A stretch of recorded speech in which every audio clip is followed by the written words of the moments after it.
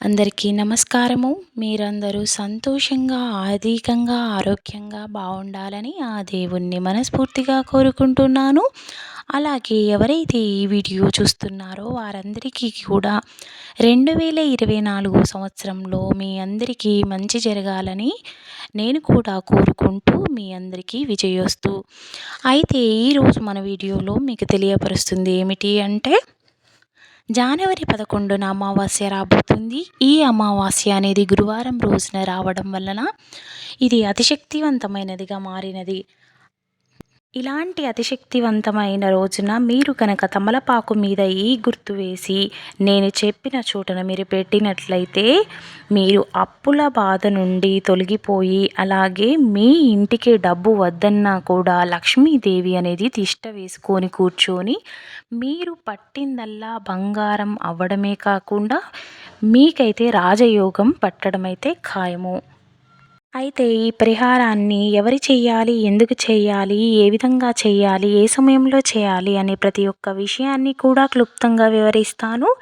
అలా వివరించబోయే ముందు నా ఛానల్ని మీరు మొదటిసారిగా వీక్షించుతున్నట్లయితే తప్పకుండా సబ్స్క్రైబ్ చేసి వీడియో చూడండి.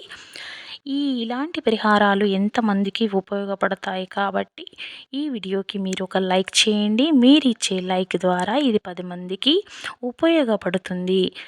అయితే ఇప్పుడు ఈ పరిహారానికి కావలసింది తమలపాకు, గంధము మాత్రమే. చాలా సులభతరంగా ఉంటుంది. 1కి 2 సార్లు మీరు ఈ వీడియోని చివరి వరకు చూసినట్లయితే మీకు క్లుప్తంగా అర్థమవుతుంది.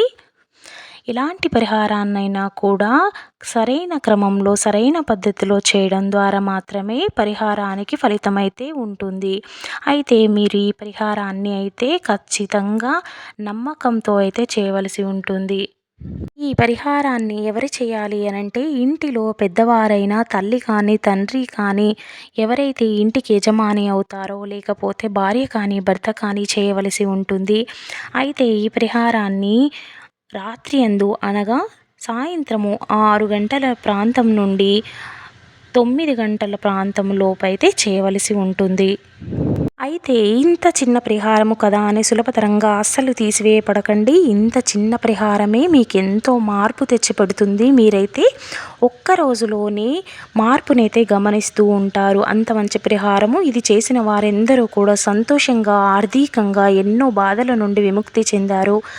అంత మంచి పరిహారాలను మాత్రమే మీరందరూ బాగుండాలని మీకు తెలియచేస్తాను. అయితే ఇప్పుడు ఈరోజు అంటే ఏ రోజైతే అమావాస్యనో మీరు ఆ రోజు మాత్రము లేచిన తర్వాత కాలకృత్యాలు తీర్చుకొని స్నానం చేసిన తర్వాత మీరు మొదటగా మా ఇంటిలో పూజ చేసుకున్న తర్వాత సూర్యభగవానుడిని చూసి మీరు ఒక చెంబులో నీటిని తీసుకొని 3 సార్లు తర్పణం చేయాల్సి ఉంటుంది.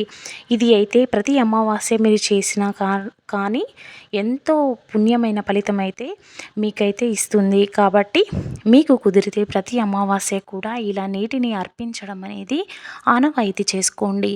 చాలా మంచి ఫలితాన్ని అయితే ఇస్తుంది. మీ అందరికీ తెలిసిందే అమావాస్య అనేది పితృదేవతల ఆశీస్సులు అనేవి ఉంటాయి.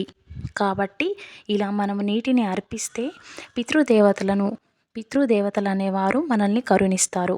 అలాగే ఈరోజు పరిహారాన్ని తెలుసుకోవాలి అని అంటే అది నేను ఈ వీడియో ద్వారా ఎలా చేయాలనేది చూపిస్తాను చూడండి. ఒక పెద్ద తమలపాకునైతే తీసుకోవాల్సి ఉంటుంది. ఇలా ఒక పెద్ద తమలపాకుని తీసుకున్న తర్వాత ఒక చిన్న గిన్నెలో మీరు గంధాన్ని కూడా సేకరించవలసి ఉంటుంది. గంధంలో నీటిని కానీ లేకపోతే రోజ్ వాటర్ని కానీ కలిపి మీరైతే ఒక మిశ్రమాన్ని తయారు చేసుకోవాల్సి ఉంటుంది. ఇలాంటి తయారు చేసుకున్న మిశ్రమాన్ని మీరు మనమైతే ఏదైతే తమలపాకుని తీసుకున్నామో ఆ తమలపాకు మీద అయితే ఈ గుర్తును వేసుకోండి. చూడండి, ఇలా మీరు ఒక పెద్ద తమలపాకుని తీసుకోండి.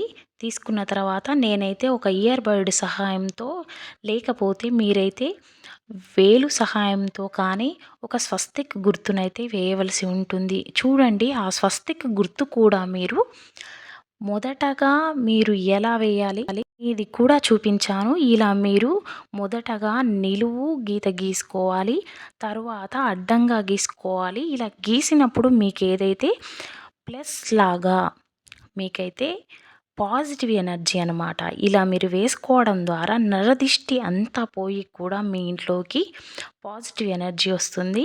స్వస్తిక్ గుర్తును ఇలా మాత్రమే వేయండి. చాలామంది వంకర వంకర తిప్పుకుంటూ ఏదో చేస్తారు. అలా వేయకూడదు. ఇలా వేసుకున్న తర్వాత మధ్యలో చుక్కలు పెట్టుకోవాల్సి ఉంటుంది.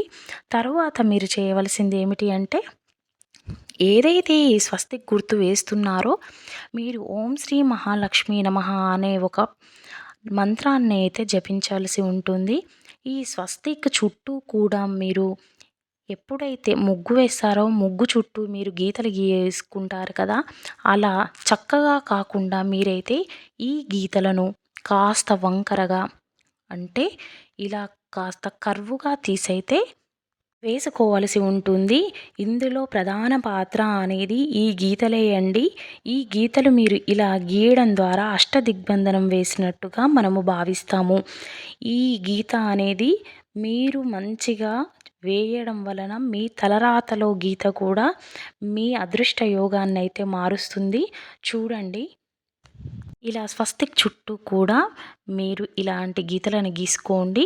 ఓం శ్రీ మహాలక్ష్మీ నమః అని మనసులో అనుకోండి. ఈ ప్రక్రియ చేసేటప్పుడు ఎప్పుడూ కూడా ఎవరితో మాట్లాడకండి. ఈ ప్రక్రియ అనేది మీరు పూజ గదిలో కూర్చొని చేసుకుంటే ఇంకా మంచిది. పూర్వకాలంలో హిందూ ధర్మాలలో మీ అందరికీ తెలిసిందే, తమలపాకుకి ఎంతో ప్రాముఖ్యత కలిగినది. ఇది మనకు ఉపయోగాన్ని ఇస్తుంది. అయితే చూసారు కదా, ఇది అండి. ఇలా పెట్టుకున్న తర్వాత మీరు ఈ ఆకును మాత్రము అక్షింతలతో ఓం శ్రీ మహాలక్ష్మి అనుకున్న తర్వాత ఈ ఆకుని తీసుకుపోయి మీరు ఎక్కడైతే డబ్బును నిల్వ చేస్తారో ఆ డబ్బులు ఉన్న చోట బీరువాలో కానీ, పర్సులో కానీ, మీది బిజినెస్ అయితే మీ గల్లాలో కానీ ఎక్కడైనా కూడా మీరు పెట్టుకోవచ్చు, ఎక్కడైతే డబ్బు నిల్వ చేస్తారో. అయితే కొన్ని రోజుల తర్వాత ఈ ఆకు అనేది వాడిపోతుంది, కానీ దాని మీద గంధము మాత్రం అలాగే ఉంటుంది. ఆ గంధానికి ఎప్పుడైతే ఈ ఆకు వాడిపోయిన తర్వాత ఆ ఆకు మీద నూనె కానీ, ఆవు నెయ్యి కానీ అనేది దానిపైన వేసి ఆ బొట్టుననేది రోజు కూడా ధరిస్తూ ఉండాలి. అన్ని నరదిష్టిలన్నీ తొలగిపోయి కూడా పట్టిందల్లా బంగారం అవుతుందండి.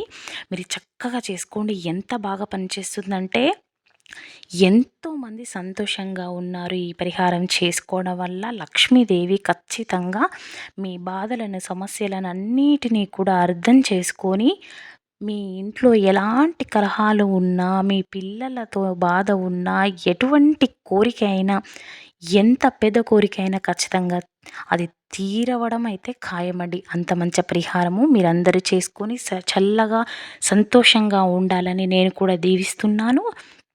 సర్వే జన సుఖినో భవంతు. ఇలాగే నా వీడియోస్ని మీరు ఆదరిస్తారని నమ్మకంతో ఈ వీడియోను ముగిస్తున్నాను.